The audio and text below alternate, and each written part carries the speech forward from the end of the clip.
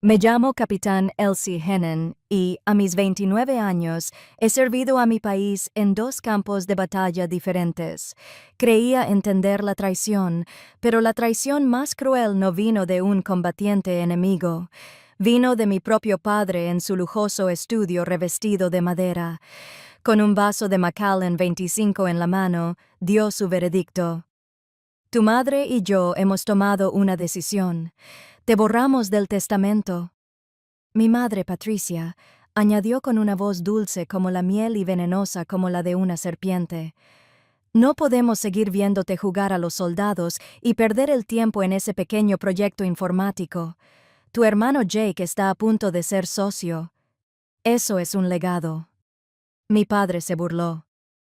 ¿Qué tienes? Una laptop y una fantasía. Tu hermano tiene el mundo. No sabían que escondida en el bolsillo de mi chaqueta había una carta con el sello del Pentágono. Una carta que podría cambiarlo todo. Si alguna vez tu propia familia ha desestimado tu dedicación, si tu pasión ha sido considerada un juego, cuéntame desde dónde me ves. Dale a me gusta y suscríbete porque esta es la historia de cómo se construyó un legado que nadie podrá arrebatar jamás. El aire en el estudio de mi padre estaba impregnado de un aroma a cuero viejo, whisky caro y juicio silencioso. Me quedé en posición de descanso, con la espalda recta, una postura que me inculcaron en West Point. Era una postura de respeto. Pero en esta sala parecía la postura de un acusado esperando sentencia. Mi padre, Harold Hansen, no me miró. Su atención estaba fija en el líquido ámbar que removía en un pesado vaso de cristal. Mi madre, Patricia, sentada en un sillón orejero, examinaba su impecable manicura como si fuera el asunto más urgente del mundo. No me habían citado para conversar. Me habían citado para un veredicto. Hemos estado hablando, Elsie, empezó mi padre, con la voz grave y segura de un hombre al que nunca le habían dicho que no. El hielo tintineó en su vaso. Sobre tu futuro, o la falta de él, me mantuve firme. Mi futuro está claro, papá. La logística de Aegis está ganando terreno. El análisis predictivo de sistemas podría revolucionar las cadenas de suministro militares. Podría salvar vidas. Suficiente. La palabra cortó el aire como un látigo. Finalmente levantó la vista, con una mirada fría y desdeñosa. El Pentágono recibe cientos de ideas brillantes como la tuya cada día. Necesitan acero, motores, cosas reales. Señaló con su vaso hacia un rincón de la sala. Sobre un soporte de caoba pulida, una maqueta de un caza F-35, una réplica perfecta del avión que fabricaba su empresa, Reynolds Defense Dynamics. Pasó su mano libre por su ala diminuta con una ternura que nunca me había mostrado. Esta es la realidad. Esto es poder. Tú, Elsie, eres una nota al pie. Las palabras pretendían herir, y lo hicieron. Un dolor sordo me recorrió el pecho.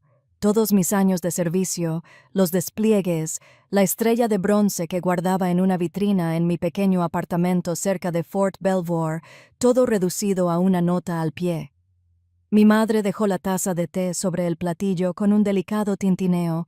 El sonido fue preciso, diseñado para llamar mi atención. Elsie, cariño, dijo, con su voz suave y sedosa. Solo quiero lo mejor para ti. Mira a Jake.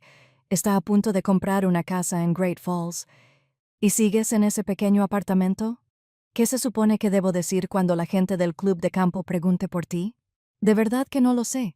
¿Se supone que debo decirles que mi hija está ocupada salvando el mundo con un programa de computadora? Cada palabra era una aguja meticulosamente afilada, sumergida en el veneno de la preocupación fingida. No estaba preocupada por mí. Estaba preocupada por su propio reflejo en los ojos de sus amigos ricos. Mi vida, mi servicio, mi ambición. Era una incomodidad, una vergüenza social que tenía que afrontar. Justo entonces, la pesada puerta de roble se abrió de par en par. Mi hermano Jake entró, vestido con un traje de Tom Ford que probablemente costaba más que mi coche. Era el niño mimado, el aire aparente, aquel para quien el camino siempre había estado despejado y pavimentado. No me miró, No reconoció mi presencia más que una rápida mirada antes de saludar a nuestros padres con un gesto de la cabeza.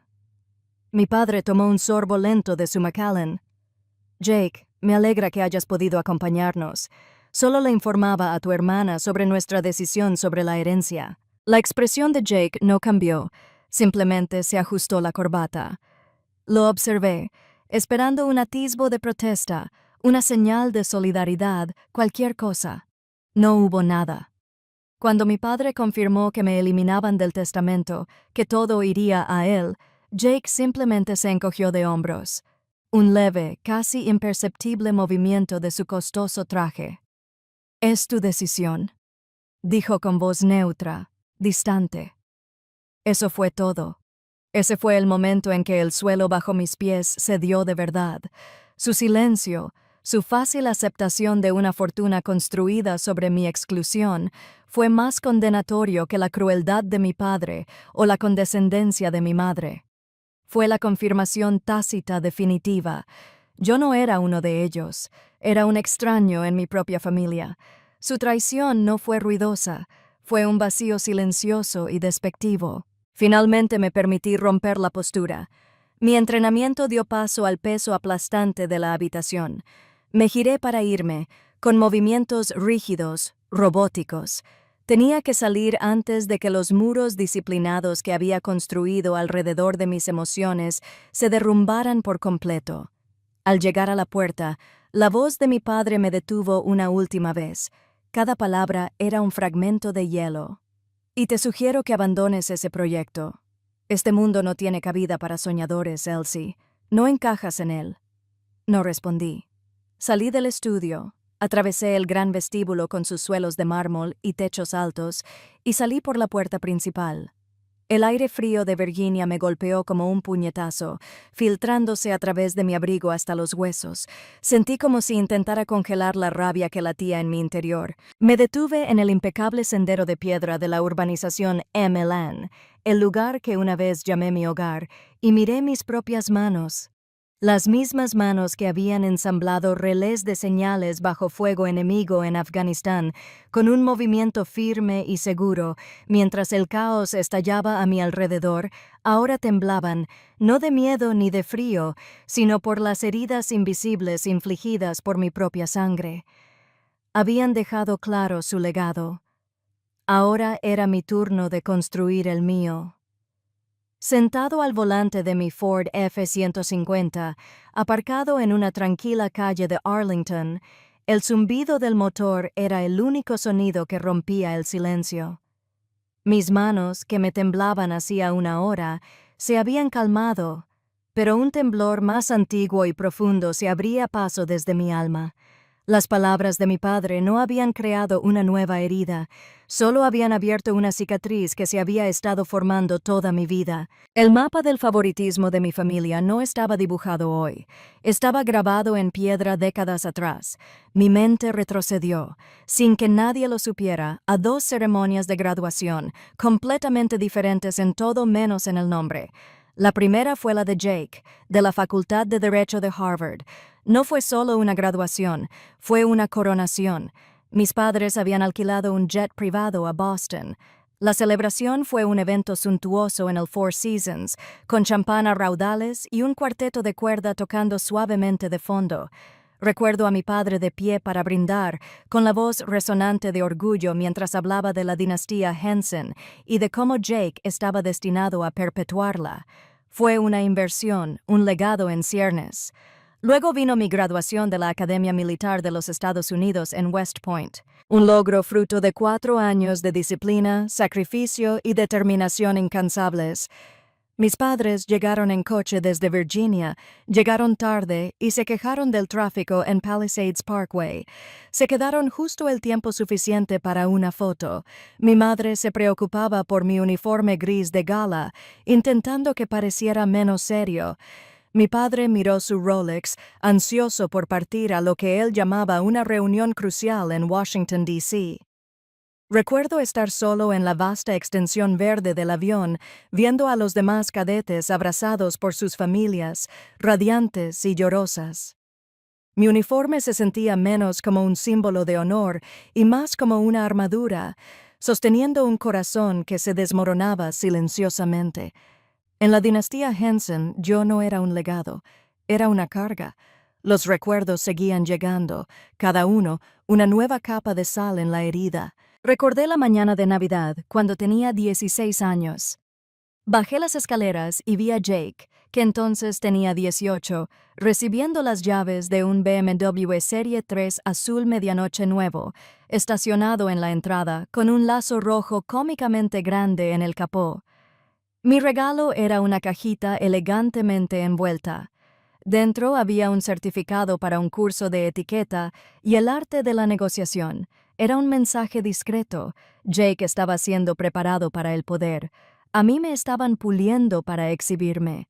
Cuando no pude ocultar mi decepción, mi madre me llevó aparte. Su tacto era suave, pero sus palabras firmes.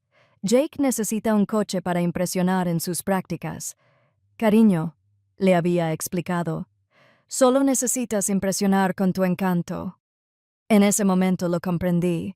Nuestros caminos no solo eran diferentes, existían en universos diferentes. El camino de Jake era una autopista pavimentada con dinero y oportunidades. El mío era un camino sin pavimentar que se esperaba que recorriera con gracia y tacones. ¿Había alguien que me viera de otra manera? Pensarlo me trajo un dolor familiar, un miembro fantasma de dolor por el único aliado que tuve en esa casa, mi tío Robert. Era el hermano menor de mi padre, un marine que había servido 2 veces en Vietnam. El tío Robert era un hombre tranquilo, con una mirada que había visto demasiado y un apretón de manos que parecía de roble macizo. Fue el único que no se rió cuando, a los 10 años, declaré que quería ser soldado. En cambio, me llevó al bosque detrás de su propiedad y me enseñó a leer un mapa topográfico. Me enseñó a hacer un nudo boline, diciéndome que era un nudo que nunca fallaba bajo presión. Igual que tú, Elsie, dijo con una sonrisa poco común. El día que llegó mi carta de aceptación de West Point fue la primera persona a la que quise contárselo. Estaba en la fase final de su batalla contra el cáncer. Su voz era débil y áspera por teléfono, pero su espíritu era tan fuerte como siempre. Nunca dejes que nadie te diga que el camino que elegiste está mal, niña, decía con voz áspera. El honor se gana. No se puede comprar ni heredar. Falleció 2 meses después. Con él se fue el único apoyo incondicional que había conocido de mi familia. El silencio que dejó fue ensordecedor, y lo ha sido desde entonces. Mi padre había intentado llenar ese silencio con sus propios planes para mí. Recordé las innumerables cenas en las que intentó reclutarme para la defensa de Reynolds. Nunca me preguntó qué quería hacer, simplemente me decía lo que haría. Tienes una mente brillante, Elsie, decía, como si me ofreciera un generoso cumplido. Es un desperdicio que sirva al gobierno por un sueldo insignificante. Vuelve a casa, te daré un departamento que dirigir. Para él, mi servicio militar no era una vocación. Era un trabajo mal pagado que aceptabas cuando no podías encontrar uno mejor. Era algo que se superaba con la edad, como una etapa de adolescencia. Su amor era una forma de control. La asfixiante sensación de propiedad de un director ejecutivo que gestionaba un activo de bajo rendimiento. No quería una hija, quería una empleada obediente que compartiera su apellido. Si alguna vez has tenido a alguien en tu vida que fuera tu pilar, tu único apoyo verdadero, por favor, dale a me gusta. Y en los comentarios escribe: Tío Robert, si sabes lo que se siente perder a esa persona que de verdad te vio. Sentado en mi camioneta, con la fría oscuridad de la noche apretándome, los recuerdos se asentaron no como ira, sino como una profunda y escalofriante claridad. No era una traición reciente, era la culminación de toda una vida de traiciones. Era un sistema, una realidad cuidadosamente construida donde siempre estaba afuera, mirando hacia adentro. No me habían borrado de un testamento. En el fondo, me habían descartado hacía mucho. La pregunta que flotaba en el silencio de mi camioneta ya no era sobre ellos, era sobre mí. Habían dibujado su mapa, un mundo donde yo no tenía cabida. ¿Y ahora qué? ¿Y si dejaba de intentar encontrar mi lugar en su mapa y empezaba a dibujar el mío? ¿Por dónde demonios empezaba? La pregunta de por dónde empezar quedó respondida menos de 24 horas después. Estaba de vuelta en mi F-150, aparcado frente a una cafetería, intentando reunir energías para afrontar el día cuando vibró mi teléfono. Era una llamada perdida de Dominic Gallo, mi único inversor ángel, un hombre cuya fe en la logística de Aegis había sido una rara luz de esperanza. Respiré hondo, como un soldado, antes de derribar una puerta de una patada, y le devolví la llamada. La voz, normalmente tranquila y optimista, de Dominic sonaba tensa, con una urgencia que me provocó una descarga de adrenalina. Elsie, malas noticias, dijo, omitiendo las bromas. Titan Defense Systems acaba de anunciar un contrato logístico exclusivo con FEMA. Se abalanzaron sobre nosotros y nos lo quitaron de las narices. Sentí un nudo en el estómago. No era solo un contrato, era nuestro sustento. Fue el acuerdo de prueba de concepto lo que habría puesto a Aegis en el mapa. Lo único que podría haber validado toda mi lucha. ¿Cómo, Dominic? Nuestra presentación fue excelente. Les encantó la demo. Lo sé, suspiró, la frustración palpable incluso por teléfono. Pero no se trataba de la tecnología, Elsie. Titan presentó una oferta tan baja que era prácticamente una obra de caridad, y de alguna manera consiguieron que el proceso de aprobación se agilizara por canales clandestinos. Todo esto huele a canalizaciones clandestinas. La frase resonó en mi cabeza, activando una alarma que había ignorado durante meses. Me vino a la mente un recuerdo de una gala caritativa agobiante. Mi madre sosteniendo una copa de champán, riendo con la esposa del senador. La oí decir: «Ay, Harold está muy ocupado. Ha estado ayudando a unos viejos amigos de Titan con una nueva aventura». En aquel momento, lo descarté como una charla de ídolos. Otro nombre en un mar de ellos. Ahora, parecía como si una pieza de inteligencia faltante encajara. La voz de Dominic me devolvió al presente. Y la cosa empeora. La respuesta que recibimos, Elsie, fue como si conocieran nuestra estrategia. Tenían un contraargumento preparado para cada punto fuerte de Aegis. Era casi como si hubieran leído nuestra propuesta incluso antes de presentarla. Un terror gélido me invadió. No se trataba de una pérdida comercial. Era un ataque coordinado. La vaga sensación de traición que sentía por parte de mi familia ahora se estaba convirtiendo en una operación militar meticulosamente planeada. Mi padre no era un simple espectador, era un combatiente del otro bando, pero la sospecha no era prueba. Como oficial de inteligencia de señales, lo sabía mejor que nadie. Necesitaba confirmación. «Tengo que irme, Dominic. Te llamo luego», dije con voz firme, a pesar del caos que se desataba en mi interior. Colgué antes de que pudiera responder. Mi mente ya estaba en modo misión, revisando activos, identificando objetivos. Revisé mis contactos, con el pulgar sobre un nombre. El mayor Ken Davis, un compañero de clase de West Point, un buen hombre y, lo más importante, un hombre que ahora trabajaba en adquisiciones en FEMA. Contestó al tercer timbre. «Hennen, ¿cuánto tiempo sin verte?» «¿Qué pasa, Ken?» «Soy Elsie. Necesito un favor». Extraoficialmente, hubo una pausa. El cambio en mi tono fue suficiente. «Adelante». «El contrato de Titan», dije, yendo directo al grano. «Salió de la nada. Necesito saber qué pasó». Dudó, y en esa vacilación obtuve mi respuesta. Soltó un suspiro largo y lento. «Mira, Elsie, esto no es oficial. No te enteraste de esto por mí», dijo, bajando la voz hasta casi un susurro. La decisión vino desde muy arriba. Hubo una reunión inesperada entre nuestro director y un cabildero de peso pesado de la calle K, el tipo que organizó todo el asunto. «Elsie, fue tu padre, Harold Hennen». El mundo se tambaleó. Se me cortó la respiración. «No solo apoyó a Titan», continuó Ken, con la voz cargada de incomodidad. «Te torpedeó activamente. Les dijo que su sistema no estaba probado y era demasiado arriesgado para las operaciones de seguridad nacional. Usó su nombre y su reputación para presentarlo como un lastre. Apoyé la cabeza contra el frío cristal de la ventanilla del camión. Un puñetazo en el estómago. Eso fue. Un golpe directo y calculado de la única persona que debería haber estado de mi lado. No solo se había negado a ayudarme, había destruido activa, deliberada y exitosamente mi mejor oportunidad. El dolor que sentí en su estudio se transformó en algo completamente distinto. Se convirtió en una rabia fría y dura, una furia tan pura y tan concentrada que consumió todo el dolor, dejando solo una certeza cristalina a su paso.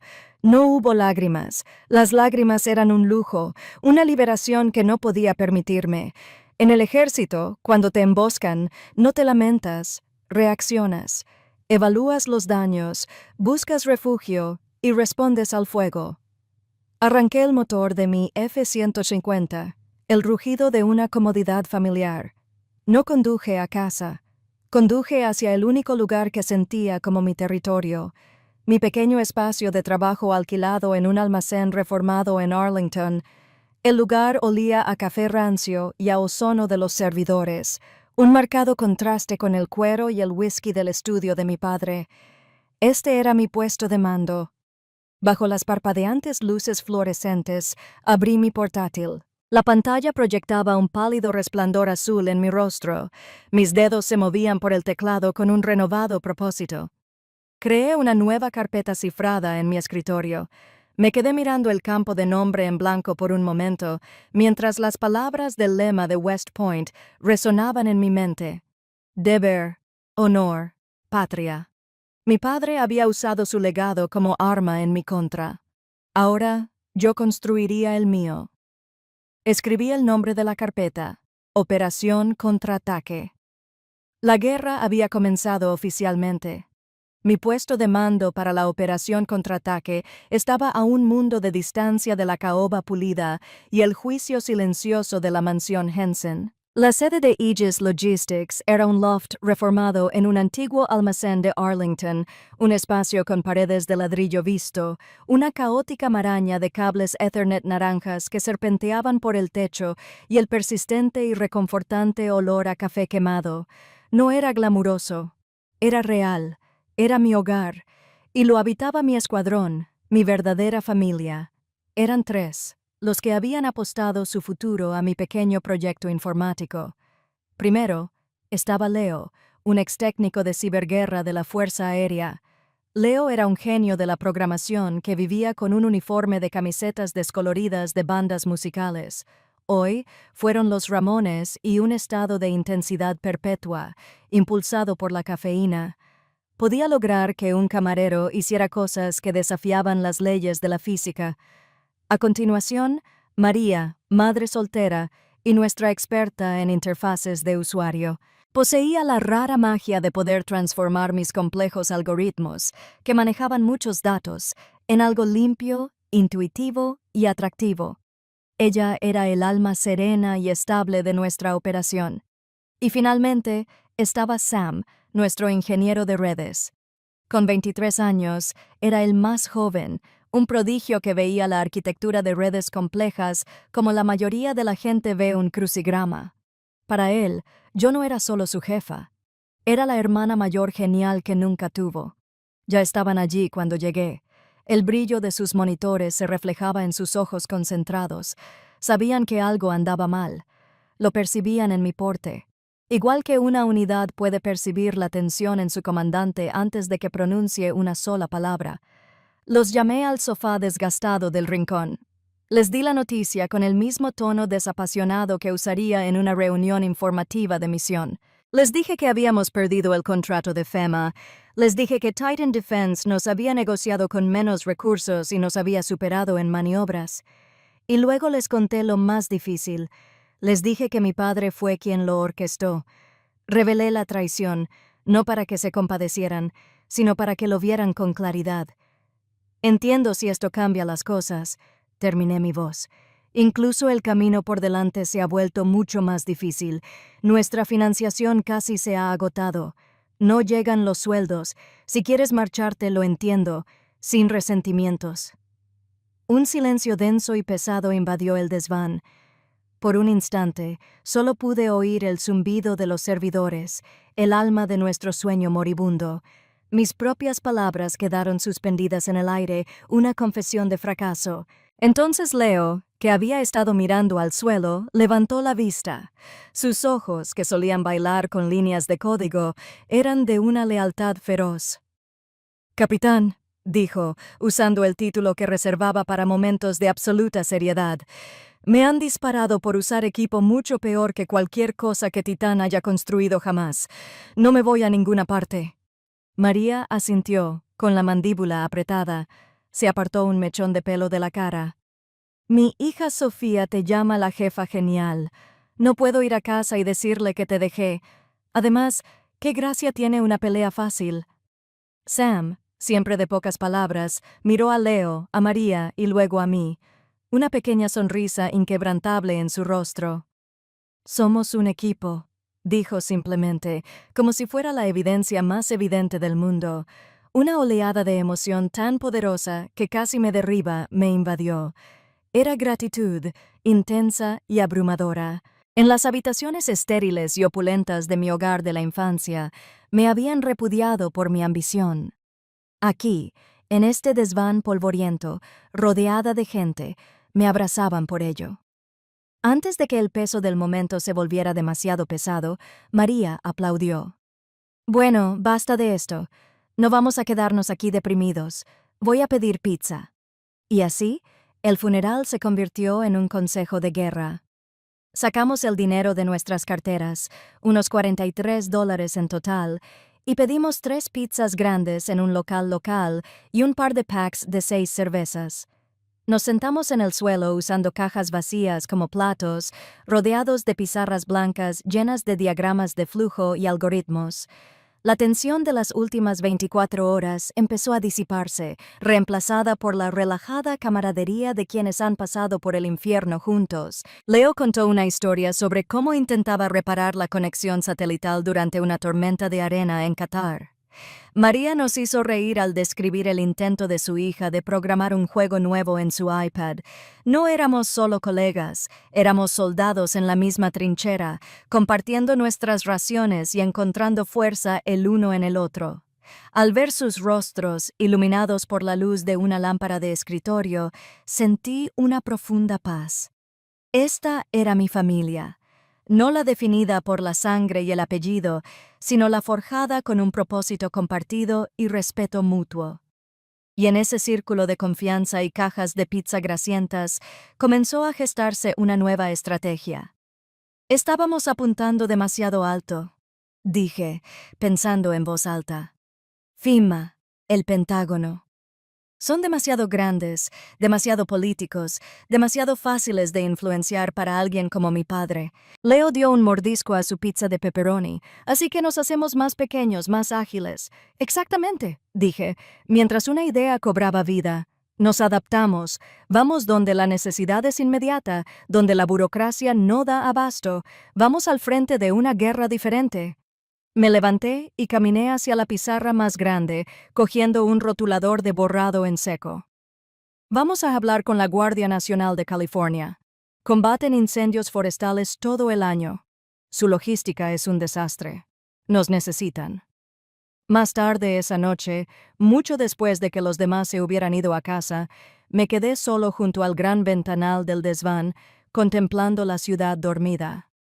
A lo lejos, el mármol blanco del monumento a Lincoln era un faro tenue y constante en la oscuridad. Pensé en el juramento que hice como oficial comisionado, la promesa de apoyar y defender la Constitución contra todos los enemigos, extranjeros y nacionales. Nunca imaginé que el enemigo nacional más peligroso al que me enfrentaría compartiría mi mismo ADN.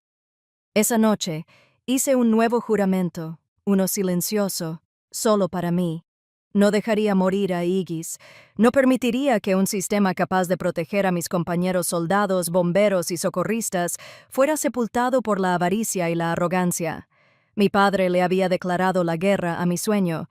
Ahora estaba a punto de descubrir lo que se sentía al luchar contra un soldado que no tenía nada que perder. Las 3 semanas siguientes fueron una mezcla de cafeína, código y optimismo cauteloso. Impulsados por la pizza y con un renovado propósito, mi equipo y yo trabajamos sin descanso para reestructurar Aegis y personalizar sus algoritmos para abordar la caótica logística de los desastres naturales.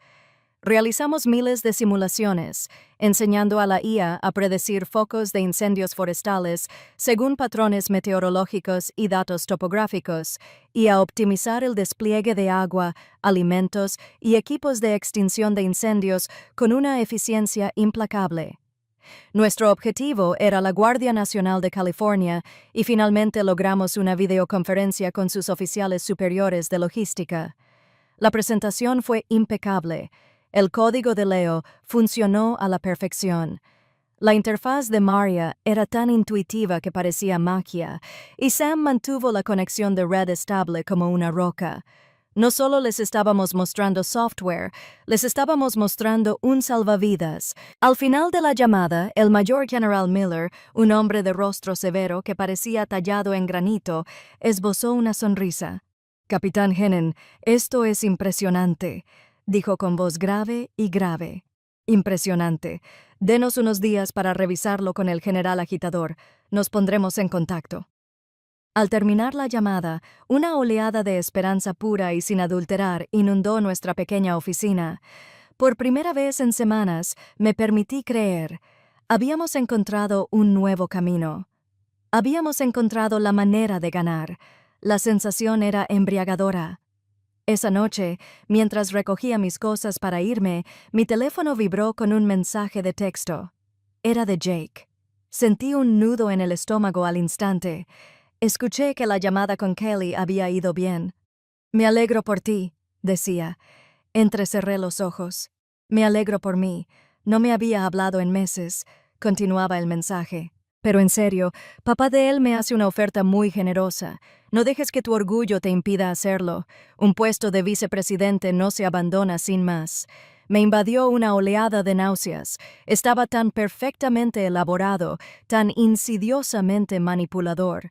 La falsa preocupación, el uso casual de mi apodo, la llamada a la realidad. No era un mensaje de consejo fraternal. Era una amenaza envuelta en un lazo de seda. Era una señal clara del cuartel general. «Sabemos lo que hacen. Es inútil. Ríndanse ya». No solo me vigilaban, rastreaban cada uno de mis movimientos. Los siguientes 3 días fueron agonizantes. Cada vez que mi teléfono vibraba, el corazón me daba un vuelco. Actualizaba mi correo electrónico cada 5 minutos. Mi ansiedad, un zumbido constante bajo mi piel. La esperanza que antes parecía tan brillante y fuerte, ahora titilaba, amenazada por las sombras invasoras de mi familia. El correo llegó una tarde gris de jueves. El asunto era neutral respecto a su propuesta logística de Aegis. Tenía las manos empapadas de sudor al abrirlo. El lenguaje era cortés, corporativo y absolutamente devastador. Nos impresionó mucho su presentación. Sin embargo, en este momento, hemos decidido tomar una dirección diferente. Continuó, pero las palabras se desdibujaron en formas sin sentido. Una dirección diferente. No hubo explicación, ni retroalimentación, solo una puerta cerrada en mis narices. El silencio en el desván era absoluto. La energía esperanzadora de las últimas semanas se evaporó, dejando un vacío frío y pesado. Me quedé allí sentado, mirando la pantalla, durante lo que me pareció una hora. La parte racional de mi cerebro, el oficial de inteligencia, sabía que no era una coincidencia. Era otro ataque coordinado. Y esta vez, no tuve que esperar la confirmación. Llegó esa misma tarde, cubriendo las páginas de inicio de todos los principales sitios de noticias de la industria de defensa. El comunicado de prensa era rimbombante, lleno de jerga corporativa triunfal. Titan Defense Systems, en colaboración estratégica con Reynolds Defense Dynamics, lanza una iniciativa nacional de logística de respuesta a emergencias. Se me heló la sangre al leer la siguiente línea. La Guardia Nacional de California ha sido nombrada primer socio piloto del programa. Sentí que me faltaba el aire. No solo me había adelantado en la meta, había comprado todo el hipódromo, reescrito las reglas y luego quemado el estadio hasta los cimientos solo para asegurarse de que no pudiera competir. Mi padre no solo intentaba hacerme fracasar, intentaba borrarme. Estaba asediando mi vida, cortando cualquier vía de escape posible, asegurándose de que el único camino que me quedaba fuera el que me llevaba de vuelta a él, derrotado y destrozado. Sentado en la oscuridad, mi mente era un páramo aturdido. Sonó mi teléfono. El identificador de llamadas parpadeó. Madre. Casi dejé que saltara el buzón de voz, pero un lúgubre impulso masoquista me hizo contestar. Su voz era empalagosa, un sonido que siempre me rechinaba los dientes. Elsie, cariño, estaba pensando en ti, me susurró. A tu padre y a mí nos encantaría que vinieras a cenar mañana por la noche. Tenemos algo muy importante que hablar. Ah, y Bill Peterson, el socio de tu padre, nos acompañará. Será un placer. Apreté el teléfono con fuerza. El plástico frío se me clavaba en la palma. No era una invitación, era una citación. Este fue el acto final de su campaña. Habían destruido sistemáticamente toda alternativa, me habían aislado y habían agotado mis recursos. Ahora, los generales conquistadores invitaban al enemigo derrotado a la ceremonia de rendición. Iban a hacerme su última oferta, la que creían que un animal desesperado y acorralado jamás podría rechazar. Una extraña calma me invadió.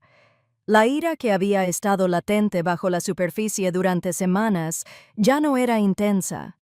Se había enfriado, endurecido y agudizado hasta convertirse en algo letal. Creían que me tenían atrapado. Creían que el asedio había terminado. Se equivocaban. El asedio no había terminado. Acababa de darme una visión clara del campo de batalla y estaba a punto de pasar a la ofensiva. Por supuesto, madre, dije con una calma inusual. Allí estaré. Llevé un sencillo vestido negro para la cena, de esos que denotan profesionalidad, no celebración. Al entrar en el comedor, la escena era exactamente como la había imaginado, un escenario preparado para una rendición. La larga mesa de caoba era un reluciente campo de batalla, impecablemente decorada con plata Tiffany y cristal Waterford que reflejaba la luz de la lámpara de araña del techo. El aire estaba impregnado del aroma a lirios y algo más, el empalagoso aroma de la autosatisfacción. Bill Peterson, el socio de mi padre, se levantó para saludarme. Era un hombre corpulento cuyo traje caro no podía ocultar su dulzura con una sonrisa de político que nunca le llegaba a los ojos. Elsie, qué alegría verte, dijo con un apretón de manos húmedo y breve. Mi madre revoloteaba a mi alrededor, halagando mi vestido, mi peinado, cualquier cosa para llenar el silencio sofocante con ruidos sin sentido. Mi padre simplemente asintió desde la cabecera de la mesa, mientras el rey observaba a un súbdito entrar en su corte. Tomé asiento. La conversación durante la cena fue una clase magistral de aburrimiento calculado. La bolsa, los próximos exámenes parciales, una historia tediosa sobre una partida de golf en su exclusivo club de la Petooac. Permanecí en silencio, como un fantasma en el festín, tomando pequeños sorbos de agua. Me sentí como un prisionero de guerra, al que le ofrecían una última comida antes de la ejecución de mis sueños. Me concentré en una lección de la clase de estrategia de West Point. Nunca luches contra el enemigo en su territorio, según sus reglas. Este comedor era el territorio de mi padre. Estas eran sus reglas. No estaba allí para luchar, estaba allí para recopilar información. Durante un momento de calma en la conversación, mi padre se aclaró la garganta y se recostó. Tenía una expresión de suficiencia. ¿Sabes, Bill?, dijo, dirigiendo su historia a su compañero, pero con la mirada fija en mí. Me recuerda a una pequeña startup, un par de chavales con una idea brillante que pensaron que podrían competir con nosotros en el contrato de Osprey hace unos años. Muy apasionados, muy ingenuos, Se rió entre dientes. Adquirimos su patente principal por una miseria y quebraron en 6 meses. Peterson rió, con un sonido psicopántico y sibilante. Mi madre sonrió cortésmente. El chiste, una parábola apenas velada de mi propia situación, cayó en el olvido. Fue una maniobra de poder, una humillación pública diseñada para recordarme mi lugar. Luego, mientras se servía el plato principal, un filete Wellington perfectamente cocinado, mi padre dio comienzo al acto principal. Dejó el cuchillo y el tenedor, adoptando el aire de un monarca benévolo a punto de conceder un gran honor. Elsie, comenzó con voz desbordante de condescendencia, te he estado observando. Tienes perseverancia. Te lo concedo. Pero este es un mercado difícil. Miró a Peterson, una señal silenciosa. Ya lo hemos hablado, y estoy dispuesto a olvidar este reciente disgusto. Es hora de dejar ese pequeño proyecto tuyo a un lado. El puesto de vicepresidente de estrategia en Reynolds Defense aún está disponible para ti. Mi madre intervino, con la voz llena de calidez artificial. Así es, cariño. Es hora de volver a casa. Por fin podemos volver a ser una familia. Vuelve a casa. Las palabras fueron un insulto, como si yo hubiera sido la que se fue, la que se extravió. No dije nada, mi rostro era una máscara de neutralidad.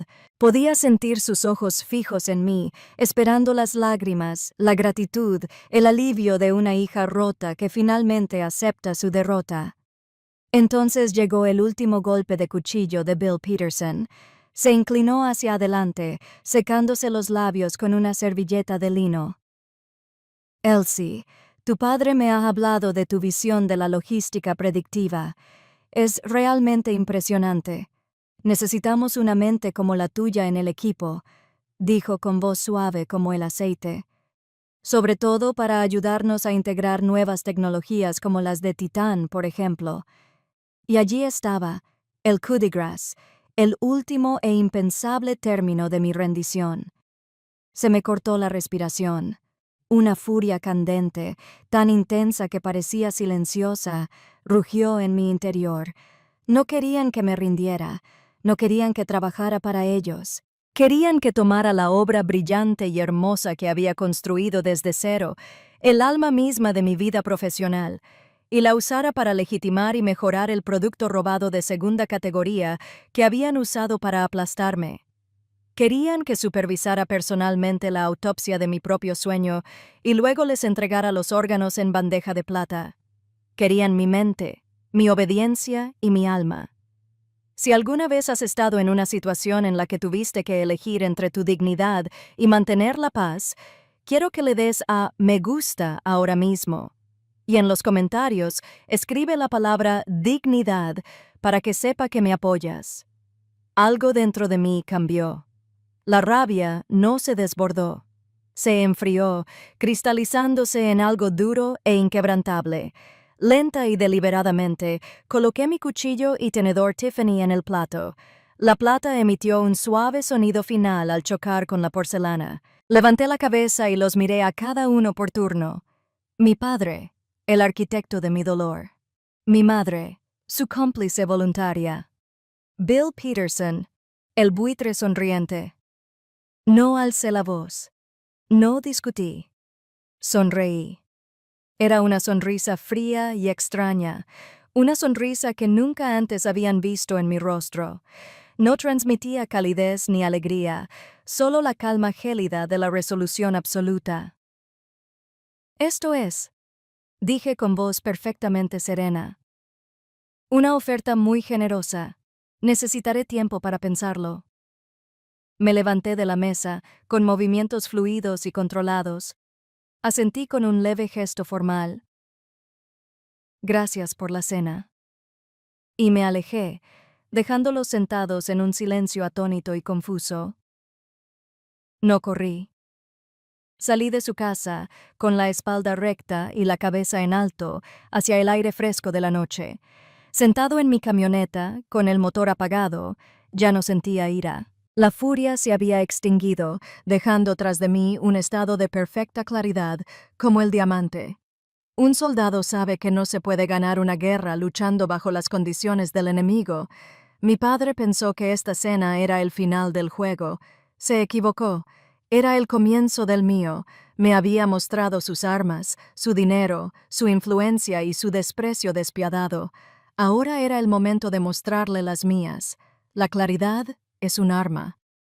En el silencio de mi camioneta después de aquella cena, recordé las palabras de un instructor de Fort Hooker, la escuela de inteligencia del ejército. Asume que tu enemigo miente. Tu trabajo es descubrir la verdad que intenta ocultar. Mi padre había mentido. Se había presentado como un aliado de Titán, un simple partidario. Era hora de descubrir la verdad. No volví al desván. Fui a mi pequeño apartamento y, en una hora, convertí mi sala en un centro de operaciones tácticas. Mi portátil era la consola de mando. Una gran pizarra blanca que saqué de mi habitación de invitados se convirtió en el tablero de inteligencia. Impulsado por el café negro y la furia fría, lancé la operación Counter-Strike. Mi primer objetivo era el vínculo financiero entre Reynolds Defense y Titan. Este no era un trabajo para métodos clandestinos. Era un asunto de dominio público si sabías dónde buscar. Pasé las siguientes horas sumergido en el laberinto digital de la base de datos Edgar de la SEC, revisando informes trimestrales, declaraciones de accionistas y densos documentos repletos de notas al pie. Mi formación en inteligencia de código abierto, o CENT, me ayudó. No solo leía, buscaba anomalías, patrones ocultos a simple vista. Y entonces lo encontré. Estaba enterrado en un archivo del anexo 3D de 6 meses antes. Reynolds Defense no solo había hecho una inversión estratégica en Titan, habían estado adquiriendo discretamente una enorme cantidad de acciones de Titan a través de una serie de sociedades fantasma. Era suficiente para tener una participación mayoritaria. Mi padre no apoyaba a la competencia. Era dueño de la competencia.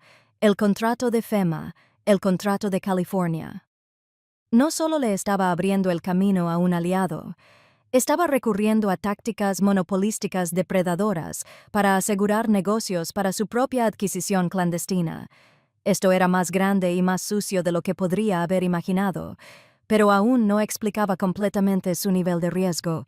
¿Por qué presionar con tanta fuerza y rapidez? Una adquisición hostil era una cosa, pero torpedear el proyecto viable de su propia hija para un sistema que acababa de adquirir parecía imprudente.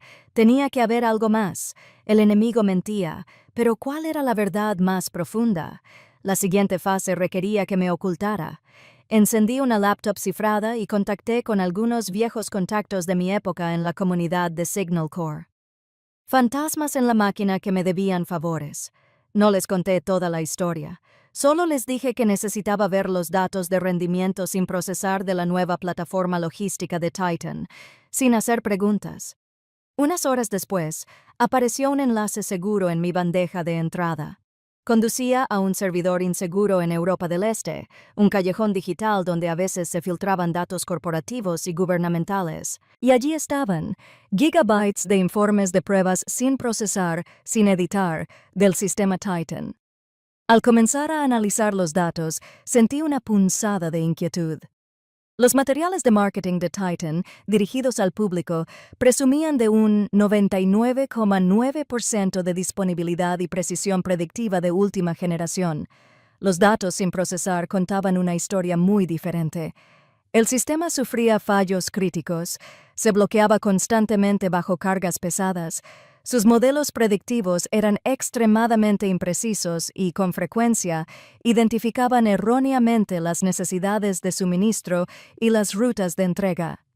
Y lo que es peor, encontré una vulnerabilidad de seguridad flagrante en su arquitectura central, una puerta trasera tan abierta que un hacker novato podría atravesarla con un camión. Trabajé 48 horas seguidas, parando solo para preparar más café. Mi pizarra estaba ahora cubierta por una telaraña de diagramas y cálculos. La imagen que surgió fue aterradora. El sistema Titan no solo tenía fallas, no era solo un software defectuoso, era peligroso. Ejecuté uno de sus propios escenarios de simulación filtrados, diseñado para probar la respuesta de los sistemas ante una operación de convoy en una región montañosa hostil. En la simulación, se necesitaba un convoy de suministros médicos en una base de operaciones avanzada. Égida, en mis propias pruebas, habría encaminado el convoy por una carretera más larga pero más segura. El sistema Titán, usando su algoritmo defectuoso, identificó un atajo a través de un estrecho cañón.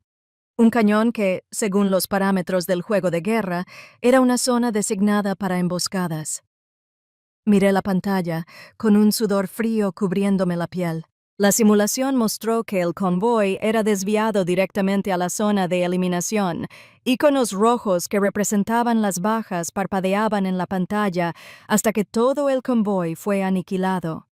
En un campo de batalla real, ese atajo habría sido la sentencia de muerte para docenas de soldados. La verdad me impactó con la fuerza de un impacto físico. Esta era la mentira más profunda. Por eso mi padre estaba tan desesperado. Había gastado cientos de millones en adquirir una empresa solo para descubrir que su producto estrella era un fracaso catastrófico. No solo intentaba conseguir un contrato, intentaba venderle un producto letalmente defectuoso al gobierno estadounidense antes de que nadie descubriera la verdad.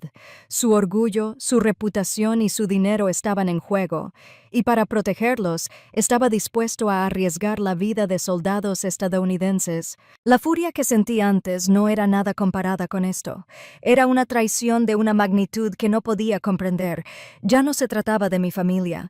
Ya no se trataba de mi carrera, se trataba del deber. Mi deber como oficial era proteger a los hombres y mujeres con quienes serví. Me temblaban las manos mientras comenzaba a trazar un plan. Tenía las pruebas, tenía la verdad. Pero, ¿cómo podía hacérsela llegar a las personas adecuadas sin que la influencia de mi padre la sepultara? Como si fuera una pregunta, sonó una notificación de correo electrónico en mi portátil. El sonido era tan inapropiado en mi silenciosa e intensa sala de guerra que me sobresalté. Miré la pantalla, esperando que fuera spam. El nombre del remitente me dejó sin aliento. De la oficina del general James Ironclad Miller, Estado Mayor Conjunto. Asunto: discusión sobre el sistema logístico Aegis. Me temblaban los dedos al abrirlo. El mensaje era breve, formal y trascendental. Capitán Hennen, su presentación ante la Guardia Nacional de California, llegó a mi conocimiento por medios no oficiales. Su trabajo es de gran interés. Estaré en el Pentágono para una presentación formal ante un comité conjunto de logística el próximo martes a las 9 Cellen. Más detalles próximamente. Lo leí una y dos veces. No era solo una puerta que se había abierto. Era una maldita autopista. Mi padre, sin darse cuenta, había puesto mi trabajo delante de la única persona a la que no podía controlar. Yo tenía el arma, y el universo me acababa de entregar el campo de batalla perfecto. La semana previa a la presentación fue la más intensa de mi vida. Mi equipo y yo prácticamente vivimos en el loft, refinando cada dato, sometiendo a pruebas de estrés cada línea de código y preparándonos para cualquier pregunta imaginable. Éramos David, afilando nuestra honda para la batalla contra Goliat. La mañana de la presentación me puse mi uniforme militar. Mientras pulía el latón de mi cinturón y me ajustaba las cintas del pecho, sentí una profunda calma. Esto no era solo un uniforme, era mi armadura. Representaba un legado diferente, uno construido sobre el mérito, no sobre la herencia. Caminando por los largos y estériles pasillos del Pentágono, pasé junto a un retrato del general George C. Marshall. Recordé una cita suya que leí en West Point. La única manera de lograr algo es amarlo. Y amaba a Aegis, amaba lo que podía hacer, a quien podía proteger. Ese amor era mi fuerza. Una escolta de Marines me condujo a una sala de conferencias segura en lo profundo del edificio. La placa en la puerta decía simplemente «El tanque». Esta era la sala de conferencias de alta seguridad del Estado Mayor Conjunto, un lugar donde se decidía el destino de las naciones. No era una sala grande, pero el aire en su interior se sentía cargado con el peso de la historia y el poder.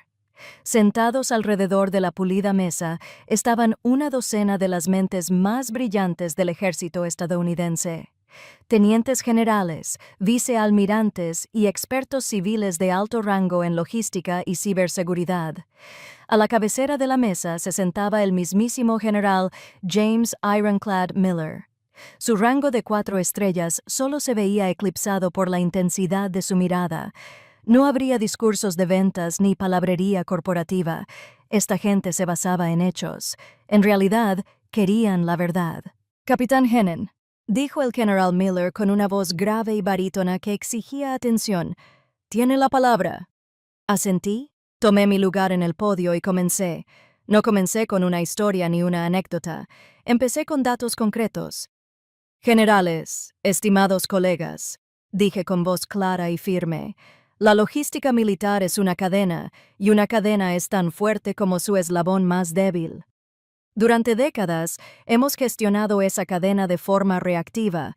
Hoy les mostraré cómo gestionarla de forma predictiva». Durante los siguientes 20 minutos les mostré IGIS. No usé gráficos llamativos ni eslóganes publicitarios. Les mostré simulaciones comparativas. A la izquierda, el modelo logístico actual, lastrado por software obsoleto y conjeturas humanas. A la derecha, IGIS. Con nuestro sistema actual, un convoy en Afganistán requiere un promedio de 8,2 horas de planificación. IGIS lo reduce a 1,5 horas. Lo expliqué haciendo clic en la siguiente diapositiva. El consumo actual de combustible para el transporte terrestre es un 30% superior al necesario debido a la ineficiencia de las rutas. Aegis reduce ese desperdicio. Lo más importante fue que hice una pausa para asimilar el peso de mi siguiente declaración. Aegis ha demostrado un 95% de éxito en la predicción y el desvío de posibles interrupciones en la cadena de suministro, artefactos explosivos improvisados, emboscadas, fallos mecánicos y condiciones meteorológicas adversas antes de que ocurran. Las preguntas llegaron rápidas y contundentes, como disparos de ametralladora.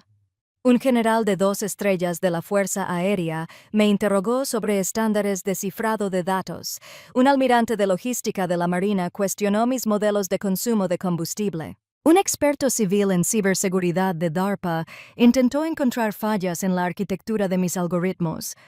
Respondí a cada pregunta con calma, precisión y sin vacilar. Este era mi terreno ahora. Esta era una batalla para la que me habían entrenado. Podía sentir cómo cambiaba la situación.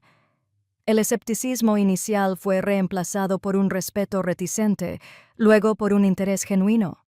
Finalmente, el General Miller se inclinó hacia adelante, juntando los dedos. Silenció a la sala con una sola mirada. «Capitán, todo esto es muy impresionante, pero también hemos revisado la propuesta de defensa Titán. En teoría, prometían resultados similares. Este era el momento. El aire crepitaba de tensión. Toda la sala esperaba ver cómo me las arreglaría con el Goliat. Respiré lenta y deliberadamente.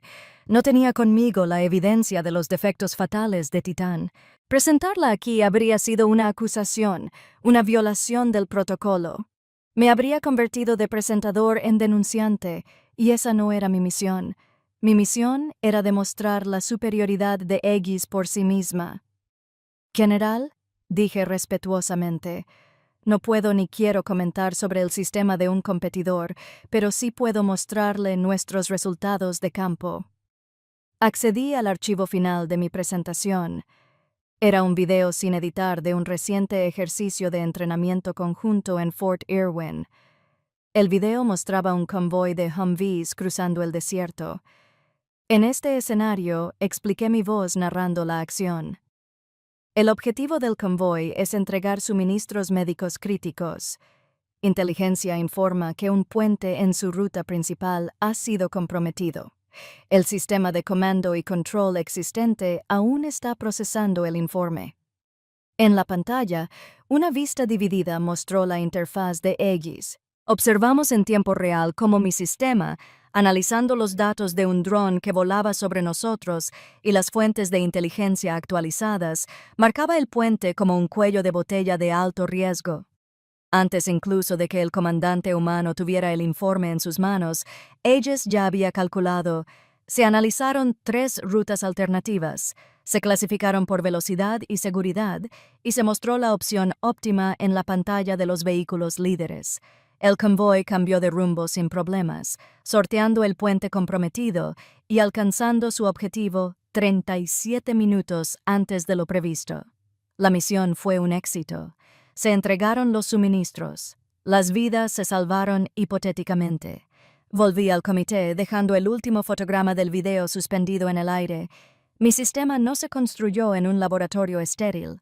General, dije con voz tranquila pero con convicción, se construyó a partir de las duras y sangrientas lecciones del campo de batalla. Se construyó para los soldados de ese convoy.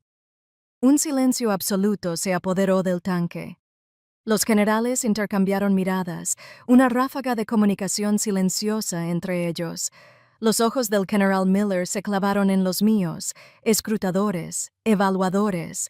Entonces, por primera vez, un leve atisbo de sonrisa se dibujó en la comisura de su férrea boca.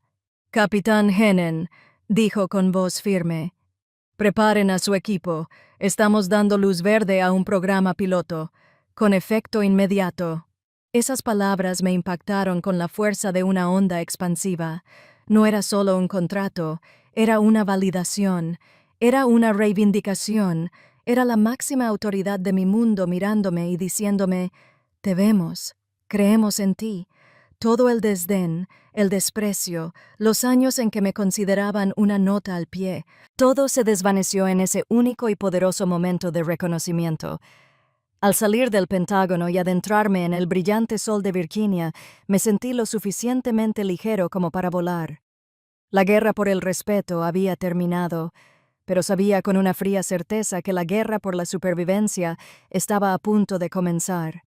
La sensación de victoria duró poco.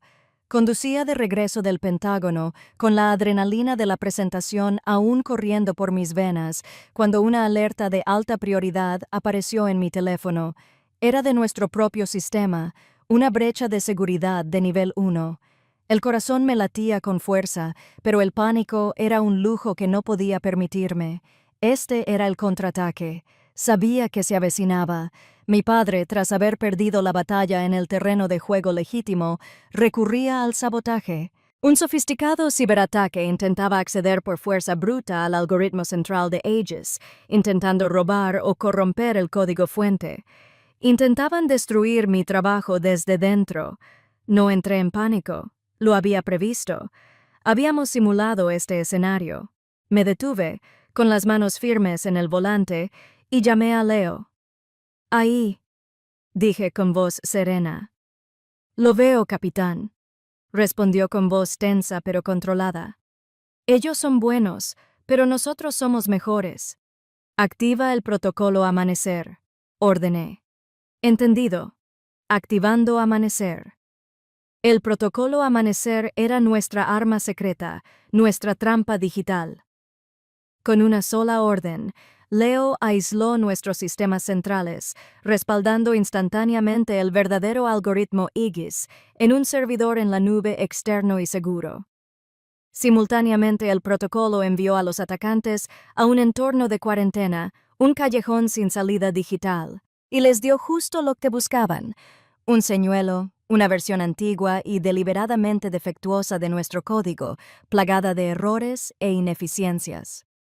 Mi padre, en su último y desesperado robo, estaba a punto de robar basura. La trampa estaba preparada. A la mañana siguiente, el mundo explotó. La primera noticia se dio a conocer justo después de la apertura de la bolsa. El Departamento de Defensa emitió un comunicado de prensa oficial anunciando un programa piloto a gran escala con una startup poco conocida llamada Aegis Logistics. Elogió el sistema como un avance espectacular en eficiencia operativa y seguridad para los soldados. Mi teléfono empezó a sonar sin parar con llamadas de periodistas y capitalistas de riesgo.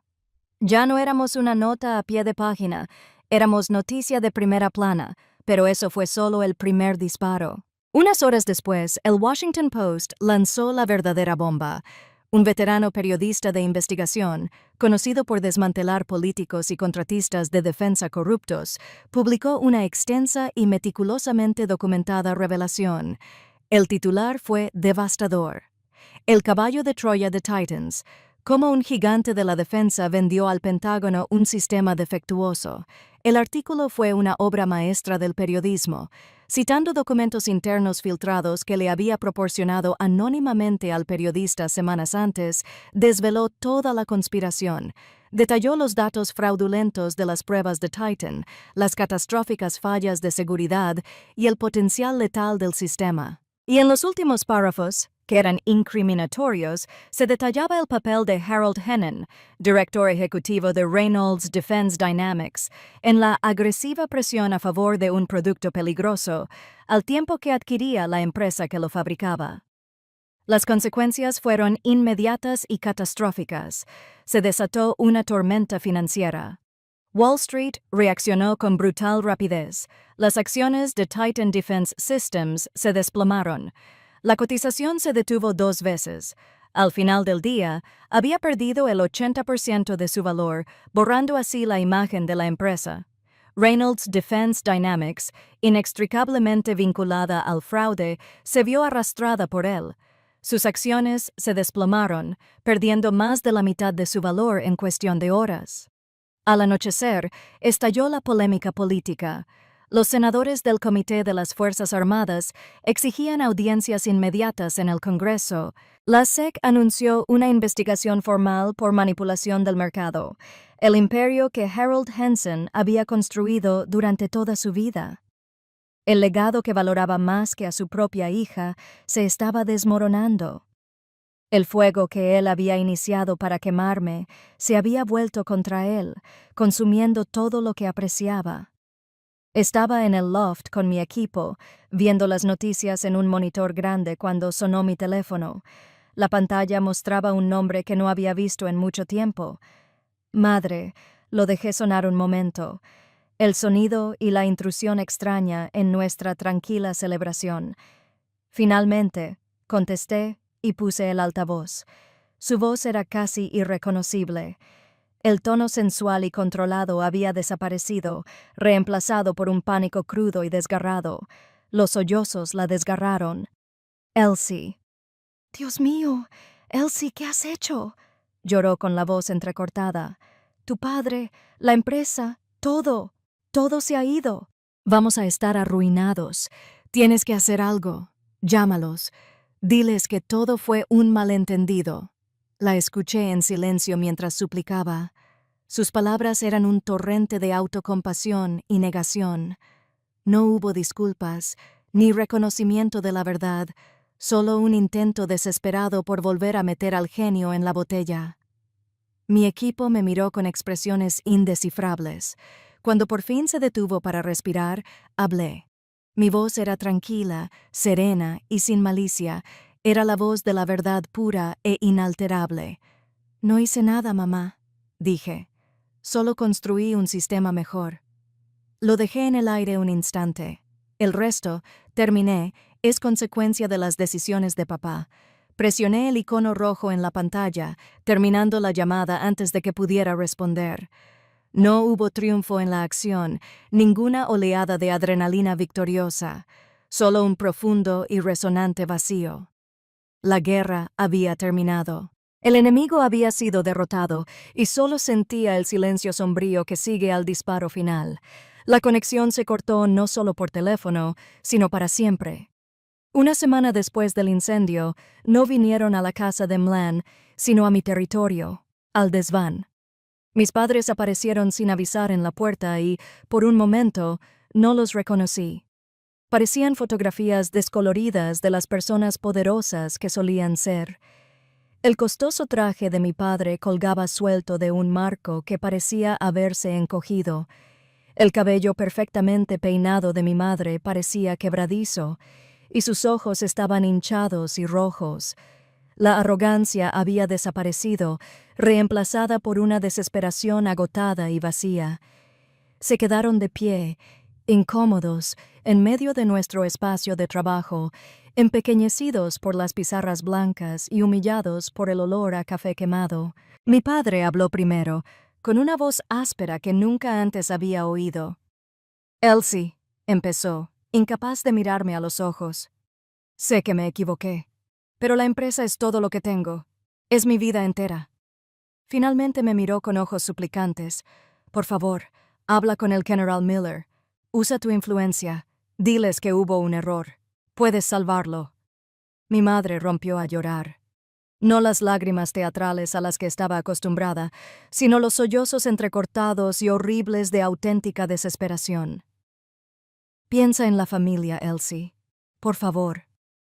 Miré a estos dos desconocidos, los autores de mis heridas más profundas, y no sentí nada, ni odio, ni ira, ni siquiera la satisfacción de la victoria, solo una pena silenciosa y distante. No eran monstruos, eran solo personas pequeñas y asustadas que habían perdido el rumbo, cegadas por el orgullo y la codicia. Respiré hondo para tranquilizarme. Te he perdonado, dije con voz suave pero firme. Las palabras me sorprendieron incluso a mí, pero sabía que eran ciertas. Te perdoné por mí, no por ti, para liberarme de ese peso. Hice una pausa, dejándolos asimilar aquello antes de trazar el límite definitivo. Pero el perdón no borra las consecuencias. Miré directamente a mi padre. Me enseñaste que este es un mundo donde los fuertes sobreviven y los débiles se quedan atrás. Tú elegiste tu camino, papá, y yo elegí el mío. No usaré el legado que estoy construyendo para salvar uno que se construyó sobre mentiras. Los acompañé hasta la puerta con movimientos tranquilos y deliberados. No fue un acto de crueldad, sino un acto de firmeza.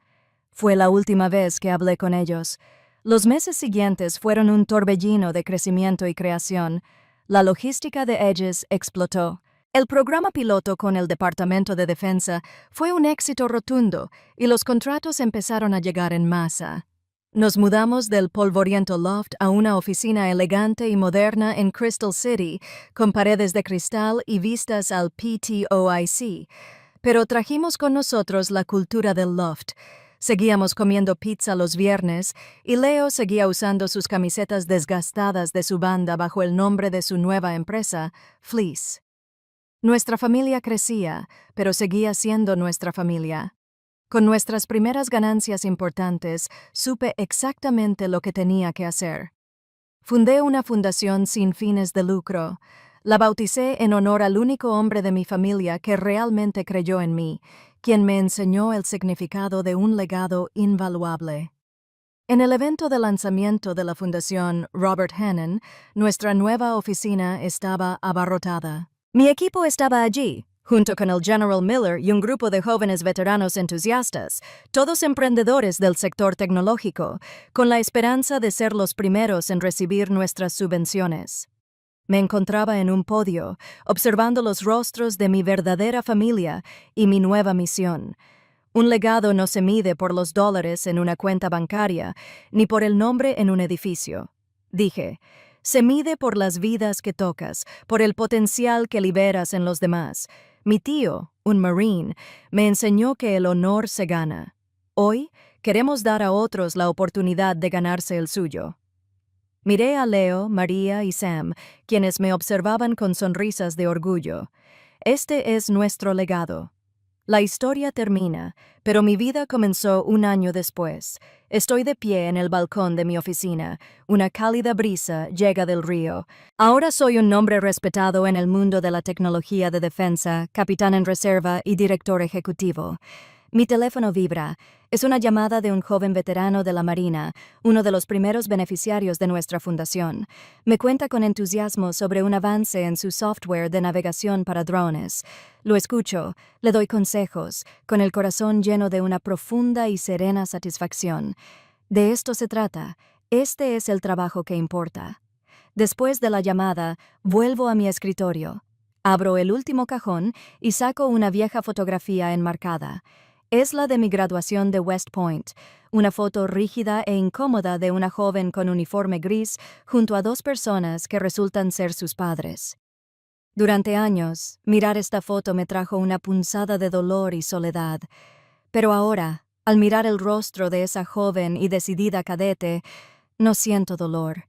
Siento una suave sensación de paz. Me siento orgulloso de ella por el viaje imposible que estaba a punto de emprender. No heredé un legado de riqueza y poder. En cambio, me dieron un regalo diferente, uno accidental. Me dieron fuego. Me dieron una pelea. Me obligaron a construir mi propio legado desde cero, uno construido sobre la integridad, el honor y una familia forjada en la lealtad. Y eso vale más que cualquier cosa que pudieran haberme dejado en un testamento. Gracias por escuchar mi historia. La lección más importante que aprendí es que un verdadero legado nunca se hereda. Se forja en el fuego de tus propios desafíos y se construye con tus propias manos. Tu valor no lo determina la familia en la que naciste, sino la que decides construir y el honor que eliges vivir. Si esta historia te resonó y crees en el poder de forjar tu propio camino, te invito a formar parte de esta comunidad. Suscríbete y activa las notificaciones porque tu historia y otras como las nuestras merecen ser escuchadas. Nos vemos en la próxima.